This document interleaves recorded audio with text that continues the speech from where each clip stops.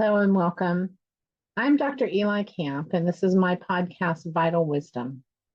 This is where I talk about health, wellness, raising children, homesteading, and lots of other topics, all from a vitalistic perspective.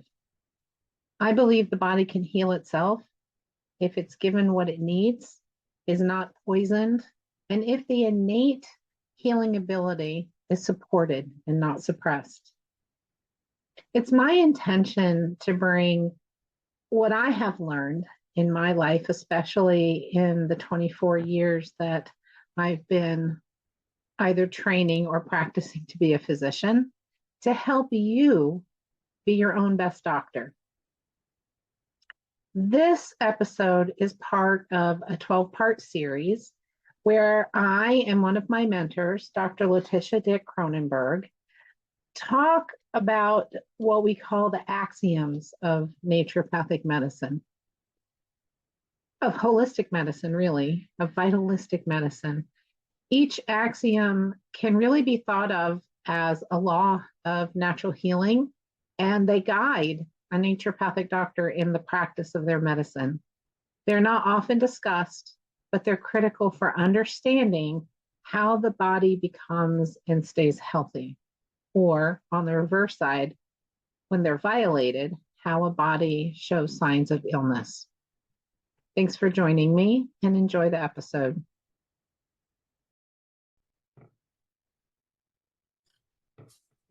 Hi, everybody. Welcome to the Vital Conversation, where myself, Dr. Eli Camp, and Dr. Letitia Kronenberg are talking about the axioms of our medicine. Hi there. Thanks for being here, Eli. This is great to do this with you once again. And we're doing this monthly, going through the axioms. And this has been a great journey so far. I think we're about halfway through. It has been awesome. Yeah.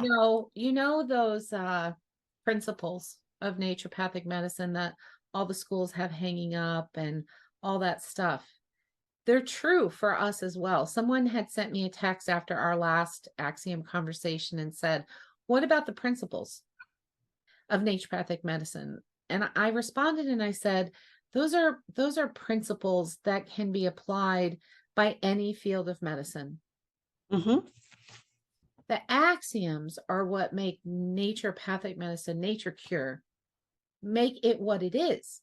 We use those things to practice our medicine. I just want to remind everybody that is so important. You have to know why. Why do you do what you do? And the axioms tell us why. Right. This was a journey that I know you and I were tasked with by Jim Sensenig, and others. He mentioned many times to other docs too. There's something more about naturopathic medicine that's deeper than the principles, because even allopaths can say they're using those principles. So there's something deeper. What is it? And we would go back to Lindlar, and we would go back to Knipe, and we'd go back to these other books, and we would look at the philosophy and try to tease this all apart. And so it's been a journey to find these axioms of nature that the world runs on, that we rely on, because they don't change. They're always there, and that's how the body heals. It's how we use these principles in our modalities that makes us naturopaths. It's because we understand that, and we use that to invigorate the vital force. It's amazing. Can you record that? That was really good. I love how you just said all that. I'm glad we're recording this. I'm glad we're recording it too. I know sometimes we talk off camera and get into these things too. So I'm glad that one was caught. Yeah, well, let me go back to Jim's quote, because this is the basis of why we started this journey. And his quote just says it all. And I'll say it each time we do one of these axioms. Naturopathic medicine is based on universal principles that are true and hold true for all time. We don't have to change what we're doing for the 21st century because the same rules and laws that apply to nature and the natural process of healing are immutable. And they are. They will be there for all time, whether we use them or ignore them. But if you push against them, boy, that pushes back. So you don't get very far. No, right? not at all. Like walking up a slippery glacier, right? Or you Yeah. start sliding backwards. Yeah. Yeah. Today's axiom is minimum dose. And the ones we've gone through so far, I'll just review. First one was the vis medicatrix naturae, their healing power of nature. The second axiom was health as balance. The third one was suppression. The fourth one was individuality or individualization. As Jim would say, that's the doctrine of snowflakes. The fifth one was doctrine of signatures. So today is minimum dose. And I actually had a little issue with this one because as I read Lindlar, there were many things that linked into minimum dose in so many ways. Law of resonance, law of similars, law of attraction, law of polarity. I had a hard time just saying this was minimum dose. So I know we've got a lot to talk about on this one today. Yeah. Well, I wonder as we talk about this, if those other names for the elegance and the need for minimum dose, like the law of polarity, that's not an axiom, right? I don't know if it is or not. I mean, I've found it all through Lindlar. I think it's minimum dose. I think you made the right call for sure. Yeah.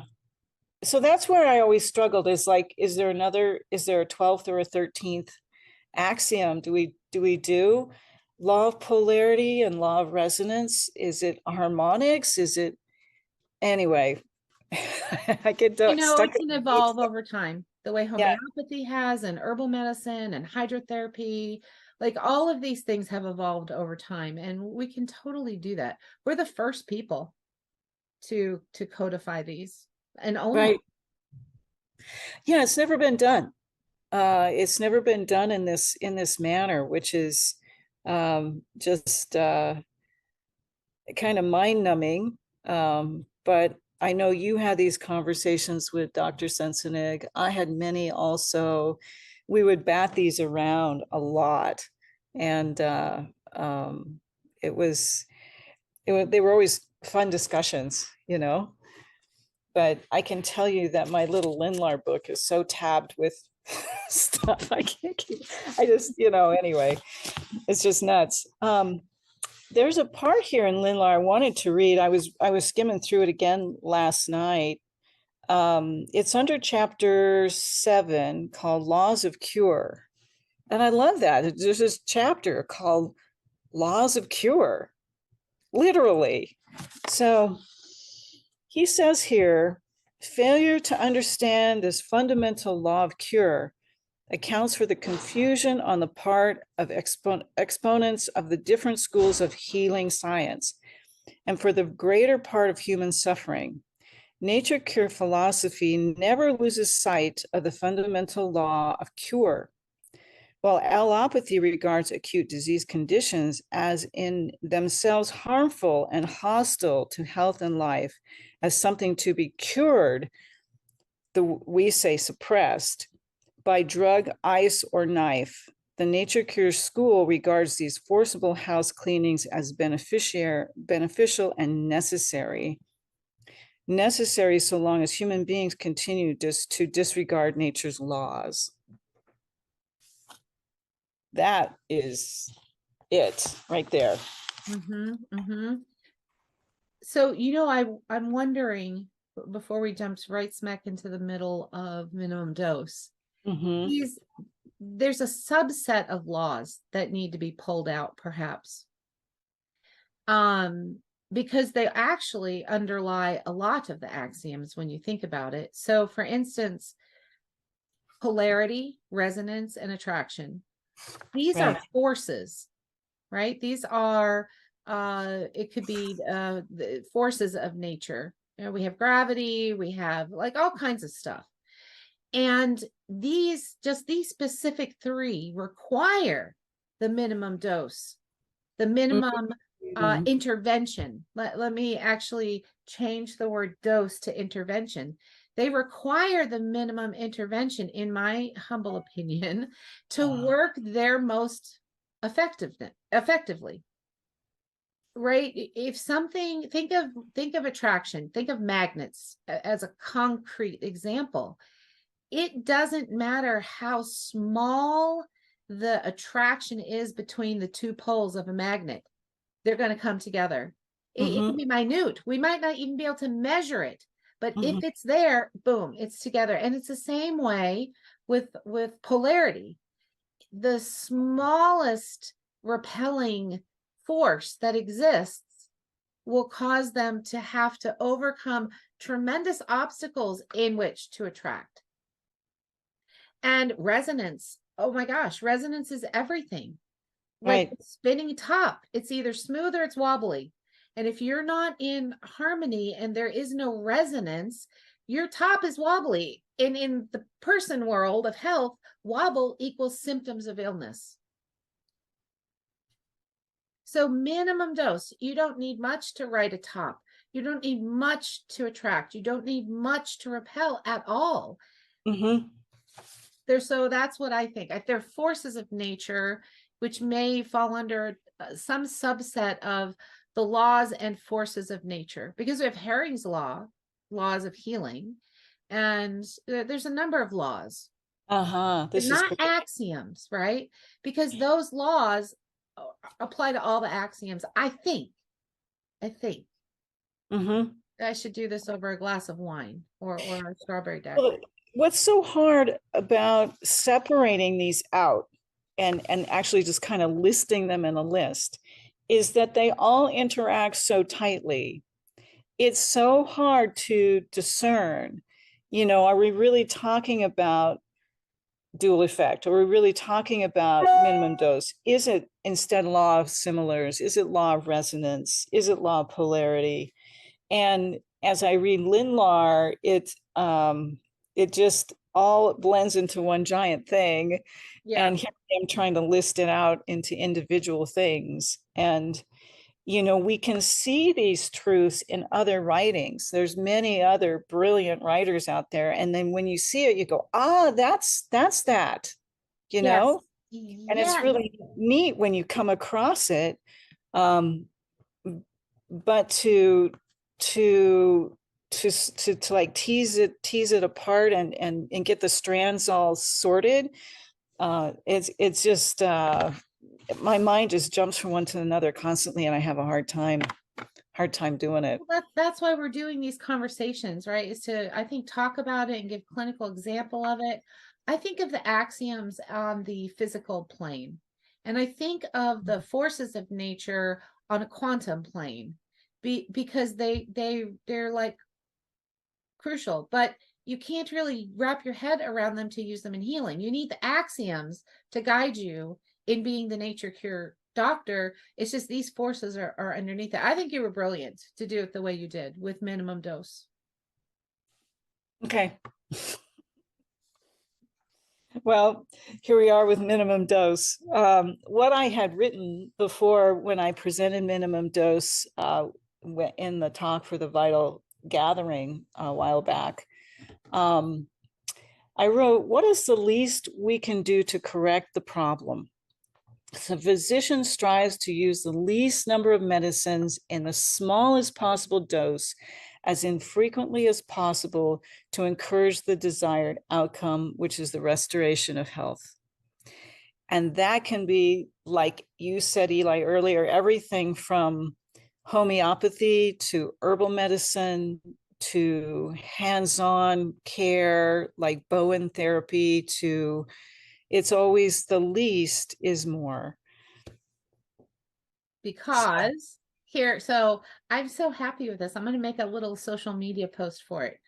When you work with the body to heal it, no matter how powerful the intervention, how strong, less is better, because it's like pushing a raft downstream. It's already going there, like with one finger, right? Your 4-year-old could just move it along. Mm-hmm. Mm-hmm. That's why you don't need much if you're doing it the right way for the right reasons. Exactly, exactly. Because you're working with the vitality, you're working with the momentum that's already there, that you've established the ability for the healing process to happen. You just give that little raft a nudge, and there it goes down the river. Yeah, Yeah, that's why it's so yeah, beautiful. it is. You Really. said earlier that Hahnemann really delved into this whole idea of minimum dose. And I had said we have to make sure, like you just mentioned, all of those. Minimum dose does make you think of homeopathy, but when you think the minimum intervention, the less that less is more. I think that's how I'm going to start thinking of it now in my head. Mm-hmm. Mm-hmm. Yeah, it's like you don't have to have like super high doses of a botanical. You can use just, like essence flowers. I mean, you can use minimum amounts of an essential oil. It doesn't take much because, it's almost like those things are like pheromones. It doesn't. Did you know, this is interesting, off topic a little bit here. In a whole lifetime of a woman's body, the amount of estrogen she makes fills up 1 teaspoon. We think all this estrogen is surging through us and that there must be like gallons of it or who knows what. But in a lifetime, it's a teaspoon. So hormones are like our pheromones. You just need a little bit, a little bit. Same with essential oils. You just need a little bit. Same with homeopathy. You just need a little bit. Same with acupuncture. You just need that needle in that one little spot. So, If you're assisting the body in its ongoing healing attempt at that moment. correct. If you're using something to suppress, man, I bet you jump way up the scale, right? In how much you need. Well, that's why you have to have these medical drugs that are so powerful. You've got to have, if you're going to suppress, man, you've got to use, an army to suppress that immune system because it's so strong. So when you have someone you're treating with an autoimmune disease, and the medical thinking is, oh, that metabolism's gone haywire, you just have to stop it. Don't let it do that. Don't let it get inflammation in those joints. Let's just stop that inflammation. It takes a lot of power to stop that inflammatory process because that's the natural healing process of the body telling you there's a problem here and we're trying to work on it. Mm-hmm. So those drugs, those immunosuppressant drugs and now the biologics that they're using are so ungodly strong. I don't know how people even survive through those drugs and sometimes they don't, right?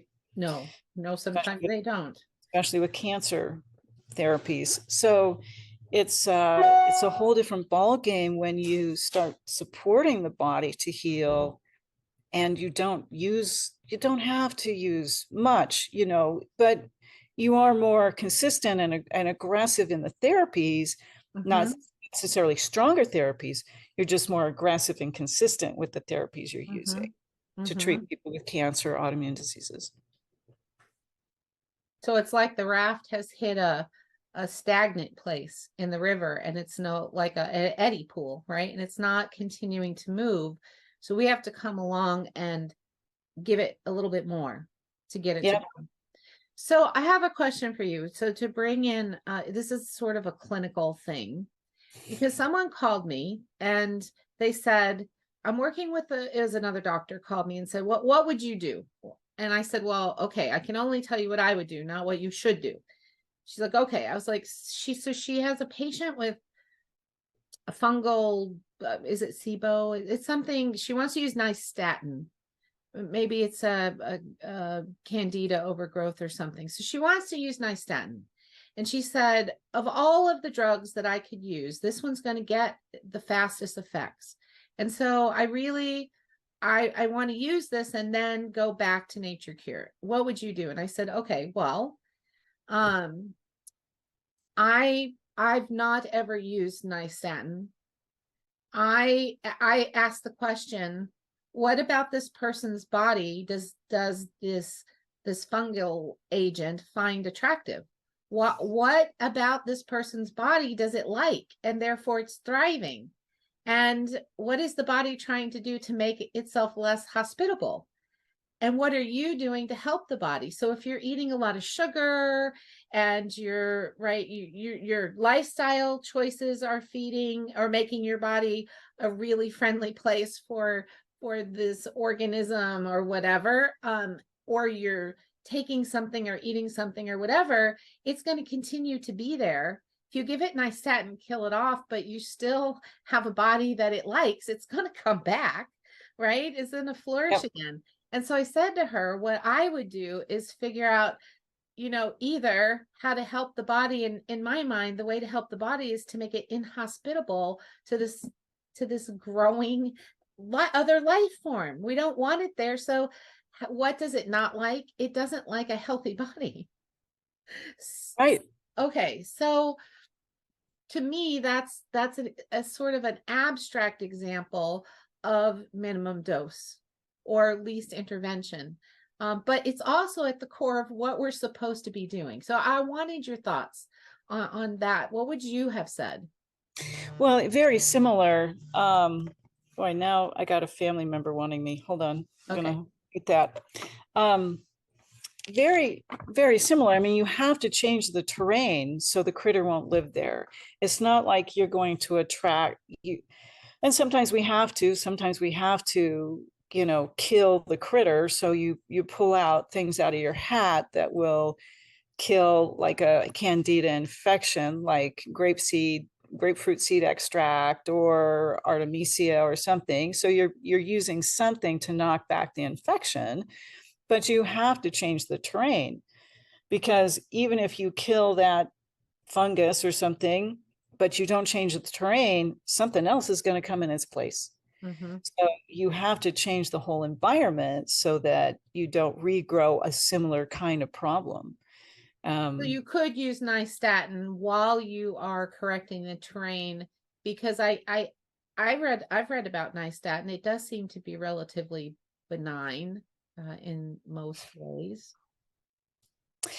It's a higher intervention. I usually will go for grapefruit seed extract and probiotics and things like that. But I like oregano oil as well. Yes, actually, oregano oil. I was going to say in 30 years, I don't think I've ever, in 30 something years of practice, I don't think I've ever used nystatin. I always use the botanicals or other means with hydrotherapy. Yeah. And so it is about changing the terrain. It's like, why does that person have that? Why are they have the opportunistic environment for that critter. So it's about changing that environment inside them, right? And then what is in their life that's causing that stress or that miasm, I'll say, that's attracting that to them. Yeah. Yes, really. Polarity, resonance, and attraction. What is there? Yeah, what's happening at that level? Oh, good. Well, I feel like, I've just totally learned something from you, right? I don't jump right to treatment, but I also could move people along a little bit faster. Like I don't even jump to the oils or the herbs. First I try and shift for at least a month, right? I'll try and shift what they're doing that's creating, because for some people, they have such a vibrant, vital force that's for some people that's enough. But if it doesn't resolve, then I'll kick it up a notch, like Emerald says. Yeah. So for some people, that's all you have to do, is those basic things. And they never have a yeast infection again, or they, they're totally fine. But other people with chronic conditions, or they're in that environment that they just can't get out of yet, or for whatever reason, yeah, you have to kick it up a little bit. Mhm. Yeah. It is, to me, one of the greatest tragedies in medicine that the normal state of being of health is not the highest ideal for all healers. They think it is. They think it They, is, but they think it is. That's the hard part, is they think it is, they believe it is, they've been taught that it is, and that's their paradigm they're in. yes, Mhm. yes. But true health, if true health was normalized, and that's what you were always trying to achieve, was that state of true health, not a body without symptoms, I think medicine could shift. Maybe. This is like what centuries old feud that's going on. Yeah, that's the core of the difference between naturopathy and allopathy right there. It's that, and that's why so many allopaths don't understand us.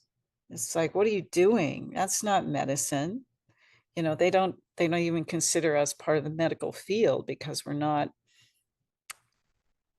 suppressing symptoms and treating that person and making that go away. It's like, We have lock picks instead of big heavy hammers and swords and catapults and guns and cannons. We have lock picks, which are mm, so elegant and leave no damage behind. And yeah. right. And the person just gets better and they heal. And it's magnificent to watch. It's amazing to watch. That's why I just keep doing what I do, because people come back to me and, well, I don't have that stomach. I just had a young gal in the clinic yesterday. I hadn't seen her in 3 months. It was her 3-month checkup, just changing her diet and doing these things. Her acne had totally cleared up. She hadn't even complained about that. um, and I said, so I go through her list of symptoms. So how's your stomach ache? Oh, I don't get stomach aches anymore. Her mom's like, no, she hasn't complained of her stomach at all. That was a chief complaint. And I said, so what about this? Or what about this? Oh, no, wow, I don't have those symptoms either.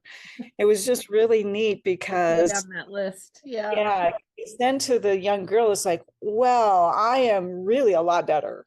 She hadn't really put it together.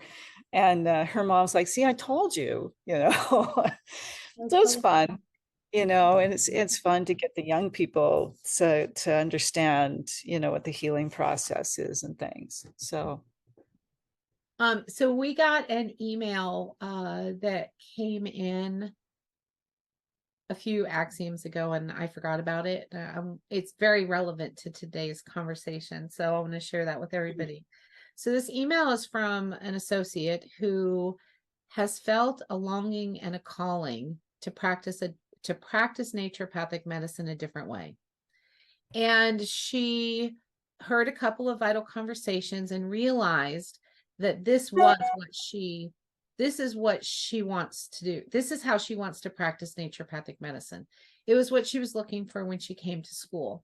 So she's been in practice a little over 20 years. And she joined and she has started studying and she is still in practice, right? And she sent in this question for you and I to answer for her.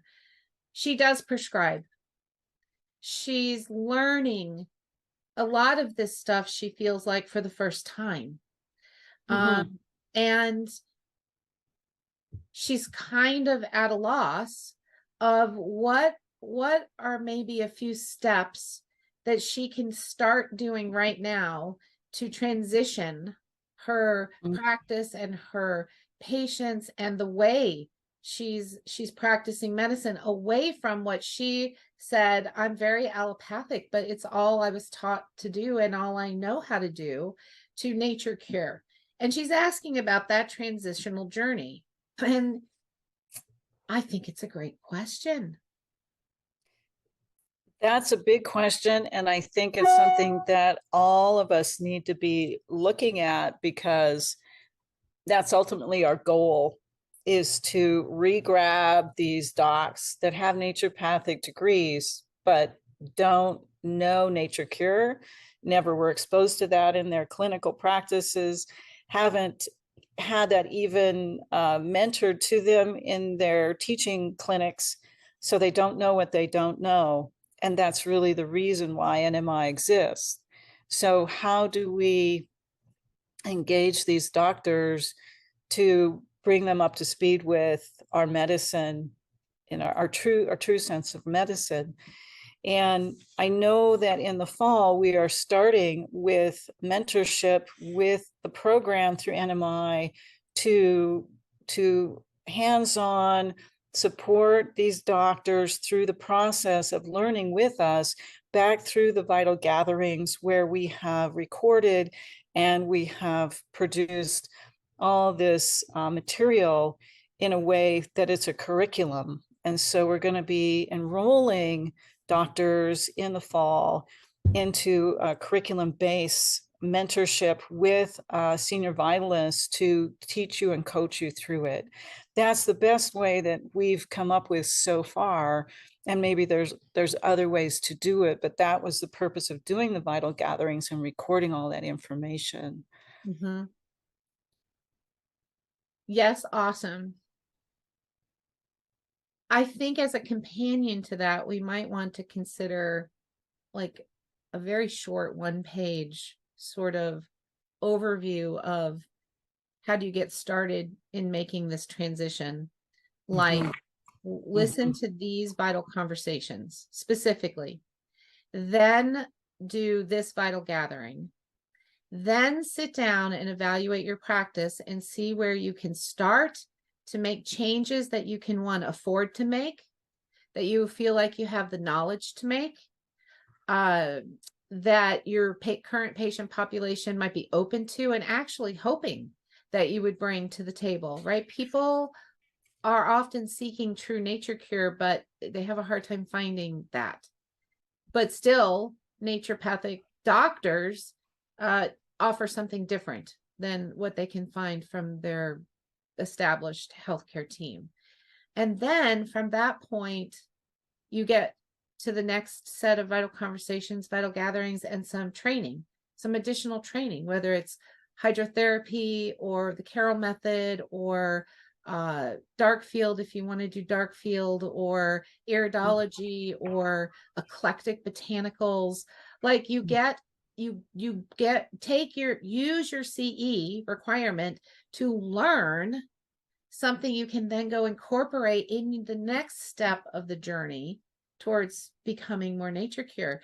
And over a short period of time, most people, it takes them less than a year, from what I'm understanding, a year to make a big transition. And then they have this need for mentoring. So now what do I do? Now, how do I do this? I would have done that at one point. I'm not really sure what to do now and still keep it within nature cure. And that's where that mentorship program is going to be invaluable, I think. But don't you think that there's things people can start today doing? I believe so. And I believe that we have that listed on the new website. I'm not sure of this, so don't quote me, but I think you can start with some basic vital conversations, especially the beginning ones with Jim Sensenig, and the philosophy. You got to start with philosophy. And there is a subcommittee of us working with planning this rollout of the mentorship and the enrollment into the vitalist track. So at the end, you will get your vitalist certification and be a VNMI. So that's that ultimately will then give you the tools to practice these therapeutics and modalities, understanding nature cure and the laws of naturopathic medicine in a way that supports healing with your patients. And really excited about that. So if you're listening to this and you're interested in that, look for that from us. Notifications coming out shortly here for the fall. And I'm so glad that you listened to your intuition and joined NMI and then sent in that email to say, okay, so now what? Because it's a great question. So now what? Is So a great now what? question. Yeah. Right. When I used Yeah. to tell my patients, okay, no gluten, I'm sorry. You have celiac. You have to come off gluten. They're so excited to have an answer. And then within a day or two, they're like, okay, now what? Now what do I do? Right. Mm-hmm. Um, I think the axioms should probably, these recordings we've done should probably happen early as well. I think it'll give a lot of foundation for the things that come. And I'm so glad we're recording these. Yeah. Okay. As you can see, I'm making notes here as I know, president. I see you. I see you doing Oh, that. try to axioms come early. Okay. Yeah, because we're in the planning stages of rolling out this curriculum in a more succinct way. We've had it there all along, but it hasn't been clearly delineated how you go through the process of learning these things.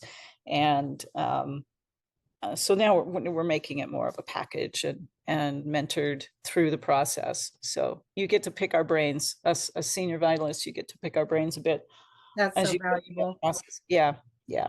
It's neat. A lot of the NMI members that came on in the beginning had the great fortune to work with Tom and Jim and Jared and you and Chris and Dan and all these folks that we could learn directly from, like to be mentored and to learn. Mm-hmm. And we've captured a lot of that. Thank goodness. Thank God we've been doing this. Oh This would have been man. lost, Eli. We have, what, 6, 7 years of documentation of all of us senior vitalists lecturing and speaking and showing, Dr. Tom Cruzel demonstrating his hands-on work. It's like, that was super cool. That I was mean, super cool. there's so much there that we've captured and preserved. And thank God we have. Um, thank God we have, because we would have lost a lot. Mhm. Yeah. We did it well, especially in making a welcome space for more eclectic homeopathy, which is a Mm-hmm. powerful modality. And I think at one time in history, the people who are classical, pure, just homeopathy had issue in using other things. But that happened 200 years ago as well. More Yeah. than that. If you read, right, I read this part, it was in Lindlar. I can't tell you which one. I don't have y'all's amazing ability to recall the book or the page or the chapter, but it was one of the early sanatoriums that they set up, Mm-hmm. and they were nature cured. And then Yep. homeopathy came on the scene. And I remember this paragraph that I read, and it said, well, of all of the things coming to us from MDs or from the medical doctors, from that establishment, homeopathy seems the least benign or the most benign and the one that might have some promise. And they welcomed homeopathy into their therapeutic tools. And I thought at that moment, oh, wow. So they actually haven't always been lockstep with one another. Have not, have not. And it was really interesting when my father went through Western States Chiropractic College and got his naturopathic degree. He told me a story. He says the only experience he had with homeopathy was there was a guest lecturer who came in and was going to teach homeopathy. And what he was talking about was there was actually a crop that had a pest infestation, and that they actually took that. I'll say it's a grasshopper. I don't know what it was. They actually took that critter, potentized that little insect, Mm. sprayed it on the plants, and then the plants didn't have the infestation anymore. That was my dad's experience with homeopathy. So he didn't even know how to use it on people. He just knew that there was this thing where you potentize something and you use like cures like. And so you threw that insect remedy on that plant, and then the plant doesn't have the insect infection anymore.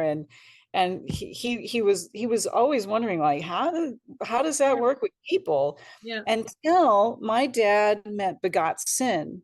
And Begat was a homeopath who had came from India and was teaching all these naturopaths at the time. This was probably 1960s, 70s, about homeopathy. So my dad enrolled in a homeopathic course. I have his little certificate. I think he flew to Florida several times a year or something to train with Bhagat. And then dad came back with a giant homeopathic cabinet with, thousands of remedies, and dad suddenly was using homeopathy. Sure. And I remember that because I was like in junior high. I was like, Dad, why are you giving me these little pellets? I don't know what these are. Right. So that was Dad's regenerating homeopathy into naturopathic medicine. And then my dad went on to study Chinese medicine. When President Nixon opened up our barriers to China, and he wanted doctors to go in and learn Chinese medicine. My dad was part of the medical group that went in and into Taiwan and Hong Kong and learned acupuncture. So then he brought acupuncture back into our practice. And so, that's the beauty of naturopathic medicine, is we can use all of these modalities, and we understand how to use these modalities in the context of nature cure, in the context of these laws and axioms, because we get the philosophy and we know why we're doing what we're doing. Yeah. That I have not heard that story before. That is so awesome. That is so awesome. I would have paid money to watch your dad do an acupuncture on somebody. I bet he was very meticulous and very specific and very just detailed about it, Yeah, he was very. My mother was incredibly afraid of needles, so she forbid him to bring the needles home. Like, you don't do that around here. So I think he would actually schedule patients kind of after the normal hours and do it and stay late, because she didn't want her to know that he was doing acupuncture in the clinic. But he used a lot of seed beads. He'd put the little beads on people and things like that. Yeah, it's funny. Awesome. I know. Family. Well, yeah. I see minimum dose throughout, or at least intervention throughout all of these modalities. I like what you just said. We can learn new modalities, right? Mm-hmm. We can learn a cold laser, but are you using it to assist the body in its job that it's already doing? Are you trying to suppress? Right. Now, sometimes you need to suppress. I'm not saying that that's not part of healing. Sometimes you've got to get things under control. Yes. And that's okay. So just know that you're doing it, know why you're doing it. Right? You're preserving life. Yeah, exactly. Yes.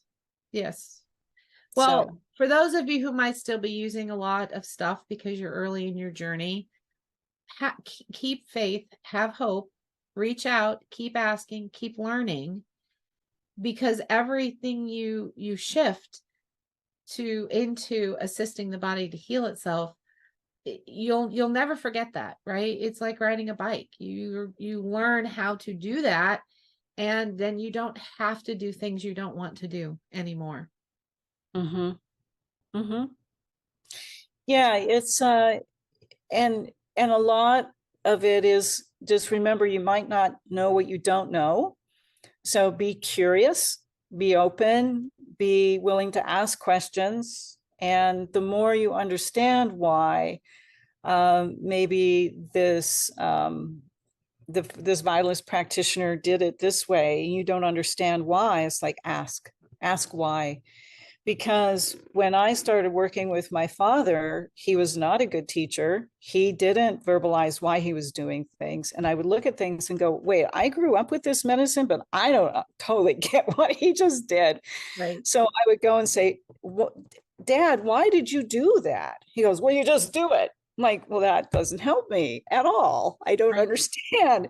And so I would try to figure it out. And so I'd ask him a different way. I would have to ask a different way. And the thing was, I didn't understand. I didn't know the context. I didn't understand the context of why he did it. And then it was only later that I started realizing, oh, there's this whole, it's not just he just did this one thing. There's this whole thing he's doing. Mhm. It's the diet. It's with hydrotherapy, with homeopathy. It's all these things. It's not that he just did that one thing. Right. And Right. he picked that one thing because it fit the person at that time. It might not fit another person. You know, I was still somewhat thinking allopathically. It's like, well, don't you use this herb for every time you see this? No, you don't. Right. You don't. You individualize it for the patient care.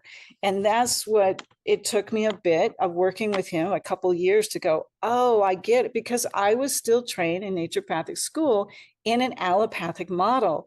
And that's the frustrating thing, that even me growing up with naturopathic medicine in a clinical setting in our teaching school, in teaching facility, was still allopathic. And it took me a bit to shift it and go, okay, I get it now. So it took about 2 years for me working with Dad before I understood that. I didn't realize that. See, I had this sort of image of you growing up and like just your dad explaining all this stuff to you in depth, and no, no. No, you know, I grew up making his herbal capsules. I grew up getting hydrotherapy whenever I was sick. I grew up, you know, taking bitter herbs and things like that. But he never taught me philosophy. He never taught me why he was doing the things he was doing. I was just kind of immersed in it, right? And it wasn't until I started reading Lindlar going, oh, this is exactly why Dad did this. You know, because my dad learned from Carol, who took the training from Lindlar.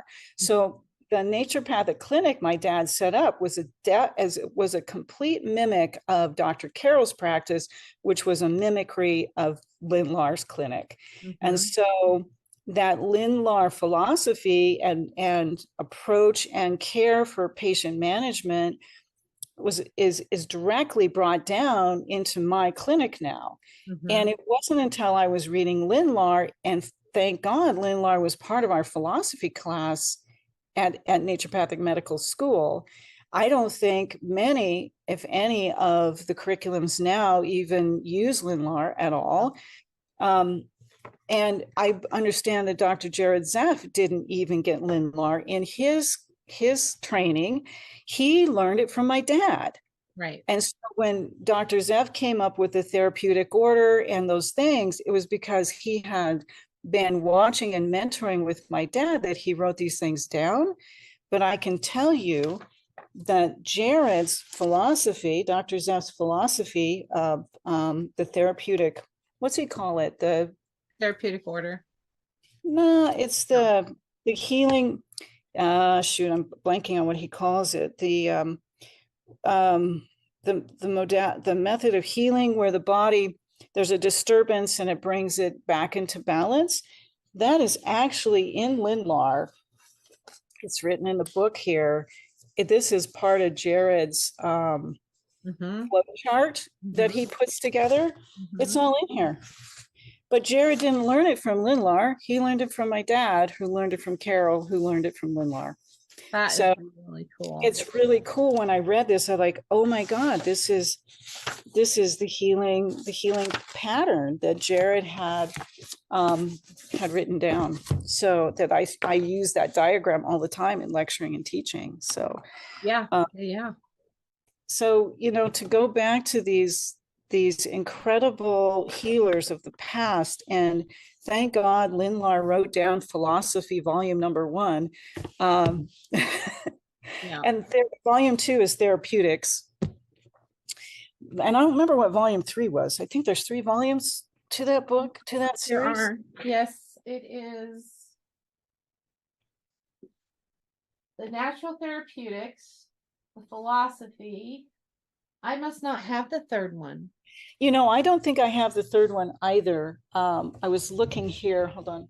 I don't think Jim talked about it very often. Not often enough for me to buy it. Yeah, and I don't know that it's so I have volume 1 is philosophy. Yep. volume 2 is natural Pathogens. therapeutics. Well, Yeah. I'm gonna look in the book and see if, And I don't know if there was a 3. I assumed there was a 3. well, But anyway, anyway. yeah, right. So dietetics, yes. Dietetics and iridology or diagnosis. Ah, okay. So there are 4. That would make such a great book set to raffle off, wouldn't it? That would be amazing. And Eli, do you know, I know we're going over time here, perhaps. No, Do we're you, good. We have 8 minutes left. okay. Do you know if there is still ownership on this, or is this general? Oh, is it public domain yet? Yeah. I don't know. This was published by the Maidstone Osteopathic Clinic in 1975.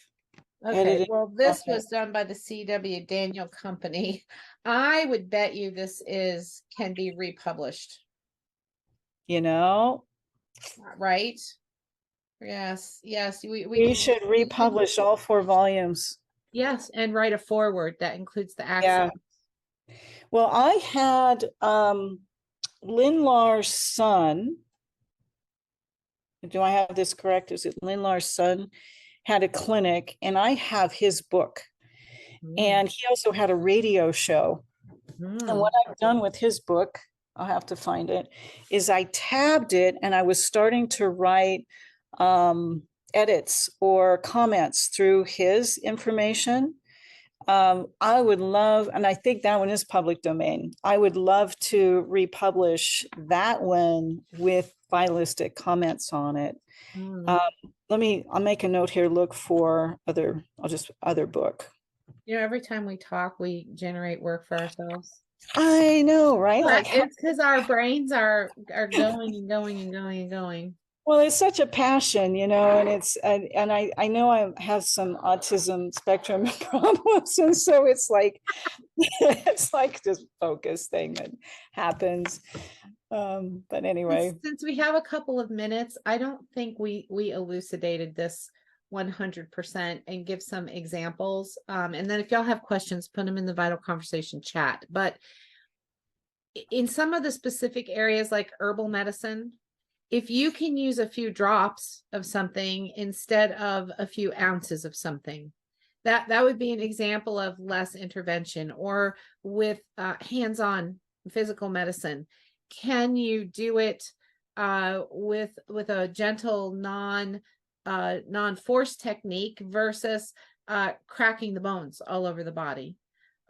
Food, smells, can you do it with a slight aroma? Does it have to like knock you out kind of aroma? Just those kind of examples are what we talk, or what I think of when I think of the least intervention. Do I have to do 10 things, or could I do 3 things? Yeah.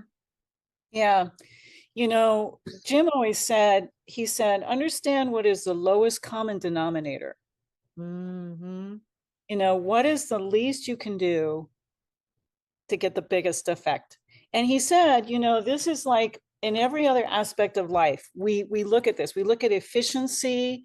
And even he would say, I took this from his lecture, he would say things like, even with a profit margin, right, in business, or even with gas and mileage, you want to get what is the most efficient a way to do this with the least amount of expense or effort. Yeah.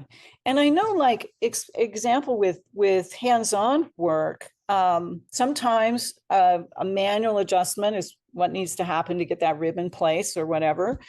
But I have had that work happen just with Bowen therapy, which is a very gentle adjustment on the fascia, basically. It's a fascial move, and cranial sacral therapy and things like that.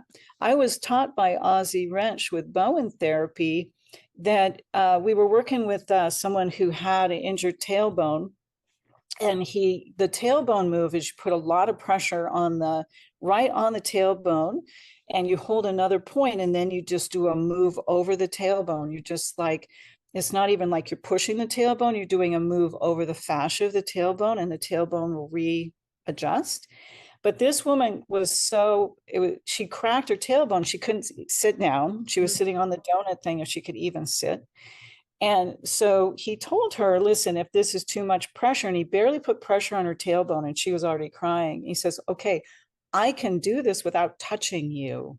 And it was amazing because with intention, and he put his hand where he would put it, but above it. He was actually like 2 inches above her, not even touching her.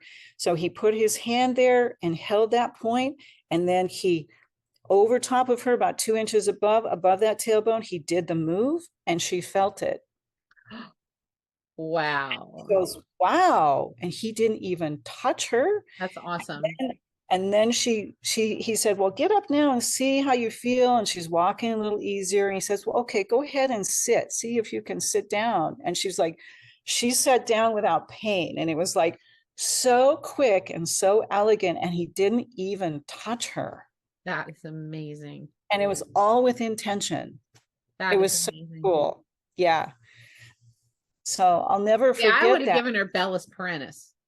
This is what I would give her Bellus perennis. But that's even less. That's even less than the homeopathy. I love that. I'm always looking for that. Yeah. I used to wonder, can I think it? Could I just think it and help? I know that sounds weird. I'm not saying I have a magical power, but thought's powerful. Could I think it? Like, I don't know. We'll talk about that some other time. Well, I think that's one of the axioms of intention, which is coming up. That's number 11. Oh, good. I'm excited for that. But yeah, I think there's so many things that less is more. And that's really what the minimum dose is about. Yeah. Well, this has been awesome. Thanks everybody for listening, and we'll talk to you next month. All right, guys. Take care. Bye. Thanks for joining me today. For those of you interested in learning more about the teachings that are offered at the Naturopathic Medicine Institute and becoming a public member, they have both free and paid, visit thevitalnd.org.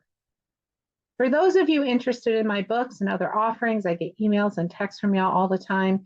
Here's just a short summary where you can find them. The Unvaccinated Child is a book. It's a resource guide for parents and caregivers to navigate childhood illnesses in a natural and healthy way. The intended group was the unvaccinated population, but it turns out it's an important resource for vaccinated as well, since we know vaccines do not necessarily prevent the illnesses. Smoke Rings is a book I wrote to help smokers. It is judgment-free. It doesn't matter to me what choice you make in your life, but if you're a smoker, love a smoker, used to smoke, continue to smoke, trying to quit, it doesn't matter. This book helps you be your healthiest version along any step of the way. My most recent book, Homeopathy, A Foundational Approach. This is a great book for someone, whether they're a complete beginner or they're already practicing homeopathy. It starts at the beginning and guides you through the basics and into first aid and acute practice and prescribing, so you can start using homeopathy right away. My workshops and courses can be found at either ecampnd.com or longshadowsranch.net. Again, thank you for joining me. Thank you for your support, and have a great week.